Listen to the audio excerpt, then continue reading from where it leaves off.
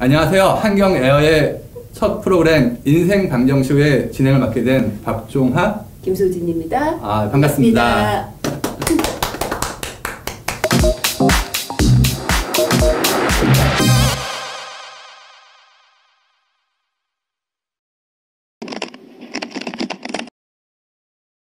저는 사실 4살 때부터 피아노를 쳤어요.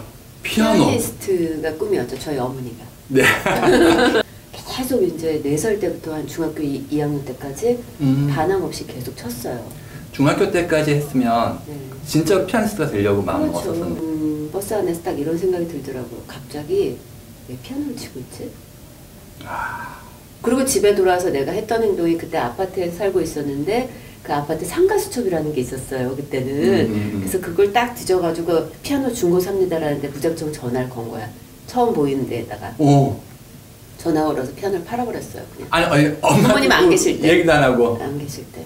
보통은 깜빡이를 켜고 들어와야 되는데 깜빡이 없이 그러니까. 들어왔구나. 그러니까. 그 다음에 제가 이렇게 뭘 할지 모르지만 뉴욕까지 갔잖아요. 한국에 돌아오기 너무 멀잖아요. 그래서 여기서 뭐든지 어떻게든지 내가 끝을 봐야 되겠다라고 해서, 그러니까 저는 경영학과 들어갔거든요. 오. 경영이 가장 기본이 되겠다. 뭘 공부하든지. 경영학과 들어가서 공부하다가 이제 그 한 과목 수업을 듣는 게 있었는데, 그 과목이 휴먼 리소스라는 지금은 뭐 인사관리 뭐 이렇게 할 수 있을 것 같은데 그 과목을 듣게 된 거예요. 근데 거기서 따당 뭐 이런 소리를 들었죠. 이건 뭐지? 내가 마케팅, 파이낸스 뭐 이런 얘기는 좀 많이 들어봤는데 휴먼 리소스, 이거 인사관리라는 건 도대체 뭐 하는 거야? 한 번도 안 들어봤던 것 같아요. 그래서 알아보니까 한국에서는 인사관리라는 거 공부하는 사람이 없었고, 그 당시 한 97년도 정도 됐었는데 미국에서는 HR 막 이 붐이 일고 있었어요. 일단 사람을 많이 대해야 된대요. 그리고 사람을 좋아해야 된대요. 관심도 많고. 그래서 저는 이건 딱이다 내가 생각해가지고 공부 좀 더 하겠습니다. 그래서 그걸로 이제 석사를 가게 된 거예요. 그때가 이제 20대 초반 정도 됐거든요. 20대 초반에 제가 석사를 들어가게 된 거예요. 내 할 일을 좀 찾았다라고 해서 내가 요거를 찾으면 한 10년 동안은 내 전공 안 바꾸고 여기만 공부할 수 있겠다. 이 일만 하겠다라고 저하고 제 스스로하고 약속을 했어요. 내가 진짜로 좋아하는 일을 찾았다, 이런 걸 하신 거구나. 그때 사인이 이제 와가지고 10년 동안은 적어도 내가 안 바꾸겠다. 너를 버리지 않겠다. 그렇게 해서 이제 제 30대까지 일을 그 일로 시작하게 된 거죠. 그래서 지금은 주로 헤드헌팅. 네, 그 연장선상으로 사실 HR을 공부하고 나면 인사부서에 들어갈 수 있고요. 네, 거기서도 뭐 그 채용 담당이 될 수도 있고, 아니면 이제 교육 담당이 될 수도 있고, 뭐 관리를 할 수도 있고, 아니면 헤드헌터가 될 수도 있고, 또 컨설팅 회사 들어갈 수도 있고, 이런 이제 다양한 방법들이 있는데, 저는 처음에 한국에 와서 컨설팅 회사 들어갔어요. 고객 확보, 또 이제 인사 담당자들도 만날 수 있고, 또 여러 가지 회사들을 빠르게 볼 수 있잖아요. 컨설팅 회사 들어가면. 그래서 거기서 DB들을 다 확보를 해서 정말 내가 하고 싶었던 헤드헌팅을 하게 됐죠. 거기서 DB 확보해가지고 회사를 차렸어. 그렇죠.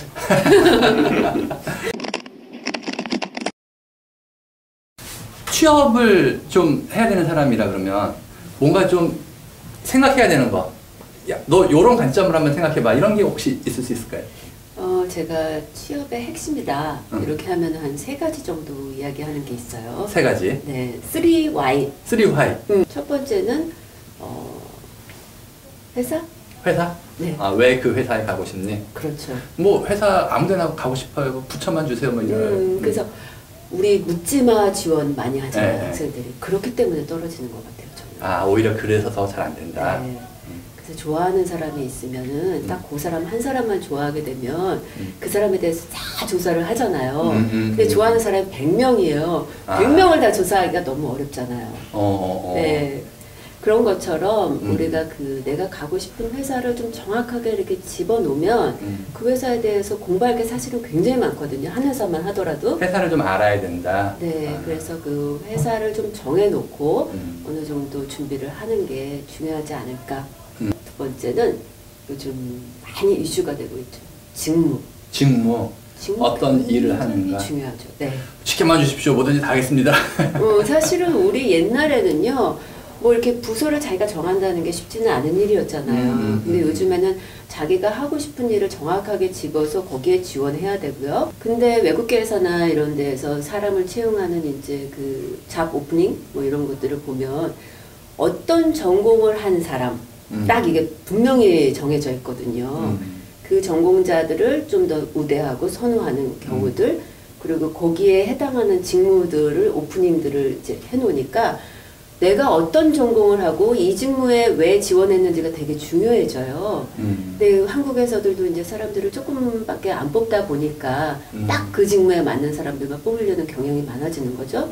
그래서 내가 왜 이 직무를 선택했는지, 그리고 왜 이걸 내가 하려고 하는지. 그걸 또 어필을 좀 하는 게 필요하고. 그게 바로 지원 동기예요.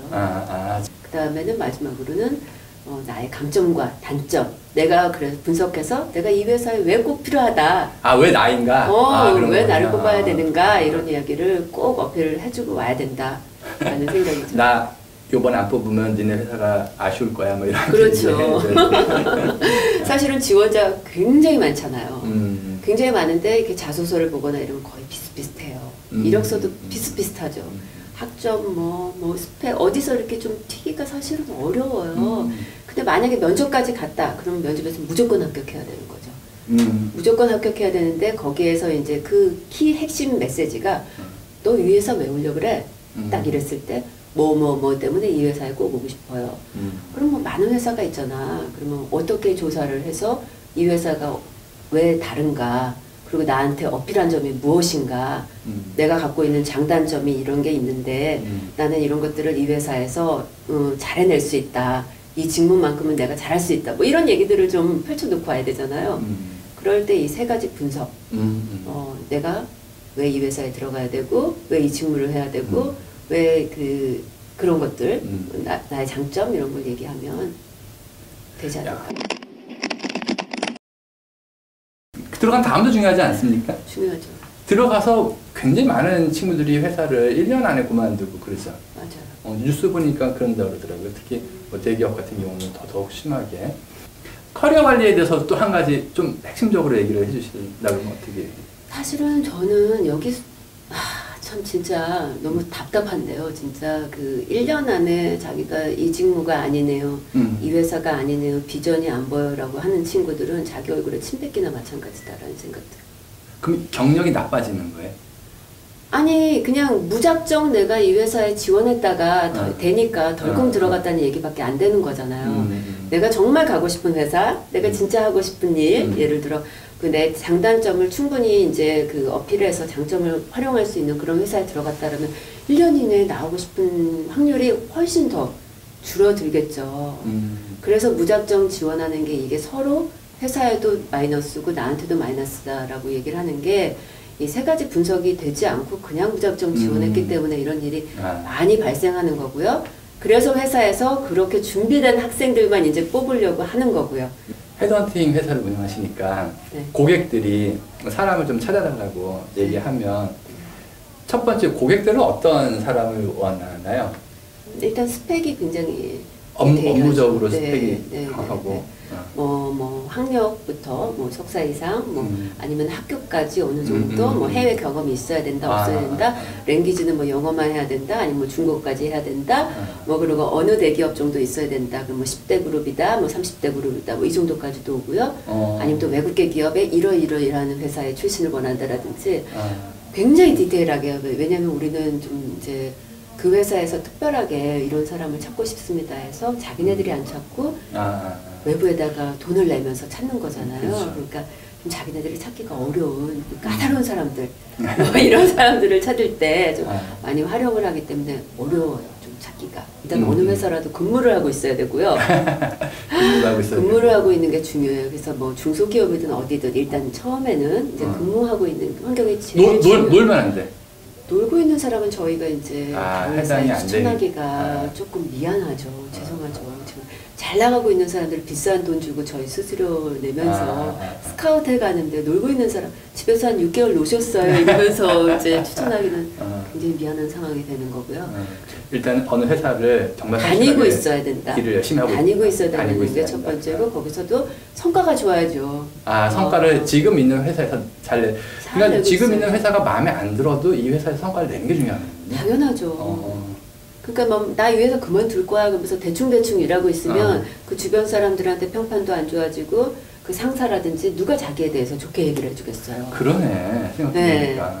그러니까 나는 마음에 안 드는 회사라도 내 할 일은 충분히 다 하고 있어라. 근데 보통 이제 헤드헌터들이 콜을 할 때는 3년 차 정도 됐을 때 일단은 처음에 입사해서 3년은 무조건 한 회사에서 열심히 하는 게 필요하다. 그러면 제일 베스트. 그게 가장 좋은 경우. 한 1년 차 정도부터 막 헤드헌터들이 막 연락이 오는 때가 있어요. 근데 뭐 정말 보고 진짜 좋은 기회다라고 판단이 되면 이제 가시는 거죠. 근데 그러지 않을 경우는 한 3년 정도 내가 여기서 한번 기본을 닦겠다. 3년 동안 열심히 일하고 그렇죠. 그리고 이직을 한번 정말 좋은 기회라고 판단했을 때. 그래서 여기서 정말 좋은 기회라는 건 뭐냐면은 내가 계속 이제 이 3년 정도 일을 하고 나면 좀 자기 커리어도 좀 업그레이드가 돼야 되잖아요. 뭔가 커리어를 좀 키워나가야 되는데 3년 이후에도 계속 똑같은 일을 하고 있을 것 같다. 그리고 뭔가 이렇게 그 승진의 기회라든지 연봉이라든지 뭔가 점프할 기회가 없다라고 했을 때 한 번씩 봐야 되죠. 그 베니핏이 확실하게 있다라고 했을 때 한번 점프해 볼까라는 생각을 할 수 있죠. 설계를 기본적으로 좀 잘 해야겠네요. 그렇죠? 어느 정도 해야 되는데 뭐 꼭 그렇다고 되는 건 아니지만 좀 내가 이때쯤 한번 가야 되겠다. 그리고 그때 만약에 좋은 기회가 오면 잡는 게 또 나쁘지 않죠. 직장생활 잘 해내시는 분은 좀 이게 좀 다르더라. 그런 게 좀 있을까요? 그래서 그것들의 공통점을 모아서 제가 책을 냈잖아요. 공통점? 네. 몇 가지만 소개해 주시겠어요? 네. 제가 그런 분들의 공통점들을 한 4분야로 좀 나눠봤어요. 그래서 뭐 커뮤니케이션, 뭐 또 스타일, 뭐 워크, 라이프, 뭐 이렇게 4분야로 한번 들여다봤는데요. 일단 커뮤니케이션 같은 경우 보면은 그분들은요, 잘 빈말을 하지 않더라고요. 사람은 좀 빈말 해야지 좀 재미도 있고 그런 거 아닌가? 굉장히 없어 보여요, 빈말하면. 없어 보인다. 근데 지금 없어 보이는 거 아닌가? 그런 거 있잖아요. 야, 오랜만이야, 박 박사. 우리 다음에 밥 한번 먹자. 뭐 이런 얘기 엄청 많이 하잖아요. 제가 원래 좀 많이 그러는데. 근데 그런 분들은 그렇게 하지 않으세요. 박 박사 오랜만이야. 그러면은 언제 시간 돼? 우리 식사 한번 해야지. 그러면 바로 다이어리를 꺼내시는 거예요. 언제 시간 돼? 진짜 마음에 있으니까. 그렇죠. 정확하게 그 자리에서 시간과 약속을 정해놓는 거예요. 그리고는 그 하루 전날이나 이랬을 때 변동 없지? 그리고 우리 그날 그렇죠. 그 2시에 만나는 거 그렇게 합시다. 뭐 이런 식으로 자기의 신뢰감이라든지 이렇게 되면 이제 약속을 꼭 지키는 사람이라든지 저 사람이 하는 말은 빈말은 아니야 라는 이런 게 딱 뇌리에 박히잖아요. 그래서 자기를 그런 식으로 좀 이렇게 이미지를 잘 만들어 가시더라고요. 스타일 같은 경우를 한번 보면 요즘도 스타일도 굉장히 중요하잖아요. 스타일은 옷 입는 거. 그렇죠. 네, 뭐 그런 것들도 있고 예를 들어 뭐 책상 풍경도 하나의 뭐 스타일이라고 이렇게 얘기할 수도 있고 뭐 그런데 왜냐하면 책상이라는 건 사실은 개인 공간이 아니고 공공의 공간이다라고 생각하죠. 회사의 책상은 나만의 공간이 아니라 그렇죠. 다른 사람들도 보는 그런 공간이다. 우리 사장님이 딱 지나가시다 보시잖아요. 진짜 디테일하구나. 그럼요. 근데 사장들은 이상하게 이렇게 아무 생각 없이 지나가는 것 같지만 제 책상 위에 무슨 책이 있나? 책상 어떻게 하고 다니나? 이런 것들까지 보시거든요. 저도 그래요. 근데 책상 위에 뭐 이직하기 뭐 이따위 책이 있으면 저 자식이 지금 저거 딴 생각하고 있네 뭐 이런 생각할 수 있잖아요. 그러니까 내가 좀 지금 관심 있다. 좀 이렇게 어필하고 싶은 적도 괜히 그냥 갖다 꽂아놓기도 하고 뭐 그런 거죠. 이런 관리까지 놓치지 않더라. 그런 분들은. 야, 너무 피곤하게 사는 거 아닌가 그러면? 피곤하지만 어떻게 해요? 직장생활을. 그 피곤한 게 성과를 내는 방법이에요. 그래서 내 이미지를 좀 만들어가는 거죠. 그런 디테일함까지도 놓치지 않더라. 옷도 잘 입고. 옷도 잘 입는 것도 이제 중요한데 저는 약간 남성들이 요즘에는 굉장히 많이 신경 쓰세요. 그렇잖아요. 박사님만 해도 요즘 굉장히 신경 쓰시잖아요. 아니, 저는 별로 신경을 안 쓰는 스타일이에요. 근데 이제 저는 그 남자들이 좀 놓치고 있는 디테일이라고 하면은 몇 가지 말씀드리고 싶은데 좀 끝을 관리하라. 예를 들면 손톱이라든지 손톱 끝, 뭐 예를 들어 뭐 구두라든지, 네, 뭐 아니면 이제 중간에 이렇게 벨트라든지 뭐 이런 것도 좀 얘기해드리고 싶어요. 자기가 뭐 손톱을 길게 하든 짧게 하든 그건 내 마음이지 않나라고 생각을 하는데 사실은 상대를 위한 거예요. 다른 사람한테 보이는 거니까. 보여주기 위한 것도 있지만 상대에게 상처를 입히지 않는, 상대를 배려함이다라는 생각이 좀 들고요. 그다음에 뭐 이제 구두 같은 경우도 마찬가지인데. 옷 같은 거 웬만하면 이제 신경 많이 쓰시는데 구두가 깔끔한가, 깔끔하지 않는가, 뭐 이런 것도 굉장히 중요한 것 같아요. 영국 신사들은 사실은 뭐 이제 옷도 중요하지만 구두가 깔끔한가 아닌가로 정말 신사인가 아닌가 뭐 이런 것도 판단을 했다고 해요. 내가 옛날에 어떤 컨설팅 회사의 사장님 만나러 갔었었는데 그 방에 한쪽에 구두가 이따만큼 있는 건 남자분인데 그래가지고 왜 이렇게 구두가 많나요? 그랬더니 같이 있었던 거기 옆에 있는 부장님이 남자는 뭐 구두가 뭐 어쩌죠 막 한자도 얘기하는 데는 그런가 싶었는데 그런 디테일을 갖고 있는 거구나. 사실은 옷을 아무리 멋있게 입어도요 구두가 이렇게 되게 오래되고 낡고 막 이러면 조금 뭔가 잘못됐나? 뭐 바쁘셨나? 막 이런 좀 아쉬움이 많이 남더라고요. 세 번째는 워크 뭐 이렇게 구분해 놨는데 워크하고 네 번째는 라이프. 근데 워크에서 중요한 거는 뭐 다른 것들은 잘 알아서 하시겠지만 몰래 일한다? 뭐 이런 게 굉장히 특이했다고 하시더라고요. 몰래 일한다? 네. 몰래 일하는 거예요.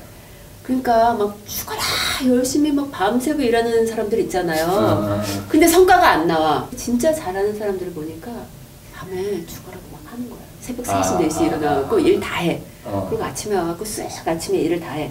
그 다음에 점심때부터는 슬슬 널널하게 이제 하는 거예요. 옆에 잘 되고 있나도 좀 참견도 하고, 뭐 이제 그때 화합도 하고 이러면서 새벽에 다 난 몰래 일을 하더라고요. 공부 잘하는 애들이 공부 잘했던 이유랑 똑같은 것 같았어요. 그 또 한편으로 보면 이미지를 사람들한테 가는 거네요. 좀 스마트한 사람으로, 뭔가 빠릿빠릿한 사람으로 이런 이미지를 주는 거죠. 라이프는 뭐가 중요할까요? 라이프 요즘에 뭐 이슈가 많이 되고 있죠. 사생활 관리? 사생활 관리? 네. 근데 회사에서 뭔가 엄청 열심히 일하는 사람들은 사생활이 없는 거 아니에요? 그냥 회사 일만 열심히. 회사 일만 한다라고 생각할 수 있죠. 그거는 이제 올드 패션, 올드 스타일. 올드 스타일. 근데 요즘 젊은 사람들 워크라이프 밸런스, 워라벨이라고 하죠. 굉장히 중요하게 생각하잖아요. 네, 그래서 그것도 밸런스를 잘 맞춰야 되지만 제가 하고 싶은 얘기는 이제 사생활 관리예요. 사생활 관리. 네, 여기 뭐 사내에서도 그렇고 요즘 이슈 많이 되잖아요. 뭐 뉴스에 뻥뻥 터지고 있잖아요. 여자 문제가 막 복잡해. 여자 문제라든지 뭐 법인카드 문제라든지 뭐 출장에서의 문제라든지 이런 것들이 사실은 우리 평판조회 하잖아요. 이직할 때 평판조회라는 걸 하는데 그때 뭐 가감없이 다 드러나요. 동료들이 다 얘기해주고요. 전 직장에서 무슨 사건 사고가 있었다 다 얘기해주거든요. 그렇기 때문에 사생활 관리는 해야 된다. 그리고 실력보다 이제 앞으로는 평판이 더 중요해지는 시기가 될 거다. 평판이 더 중요하다. 네, 저는 그렇게 생각해요. 스펙을 쭉 보는 것도 체크를 하시는데 한편으로는 스펙만이 아니라 다른 사람한테 막 전화해서 막 물어보고. 항상 물어보죠, 저는. 항상 레퍼런스 책이라는 걸 하는데 평판조회 하는데 일은 사실 다 어느 정도 비슷비슷해요. 일에 대해서는 비슷하다고 느낀다. 신입사원도 물론이지만 어느 정도 이 회사에서 일을 하는 정도 수준이 되면 비슷하지 않겠어요? 뭐 그닥 그렇게 차이가 나지 않는다고요. 이 사람이 뭐 어마어마하게 뭐 이 사람은 성과를 잘 내요. 그런 게 특별하게 없을 거예요. 그러면은 이제 어떤 사람이냐. 아까 말한 대로 뭐 협력은 잘 되는지, 뭐 혼자 또 나대는 사람은 아닌지 여러 가지 평판조회를 할 때 사생활 부분이 요즘에는 시니어가 될수록 임원분들은 더 중요해지거든요. 사생활. 네. 사생활 관리를 해라. 착하게 살아야 되는 건가요? 그럼요. 몰래 하든가. 들키지 말든가. 근데 안 들킬 수가 없죠. 세상에 요즘에는 너무 또 연결되어 있는 세상에 사니까. 야, 오늘 좋은 얘기 많이 들어봤습니다. 성공하는 남자의 디테일, 그 취업서부터 커리어 관리 그리고 성공하는 남자까지. 네. 성공하는 리더까지. 네.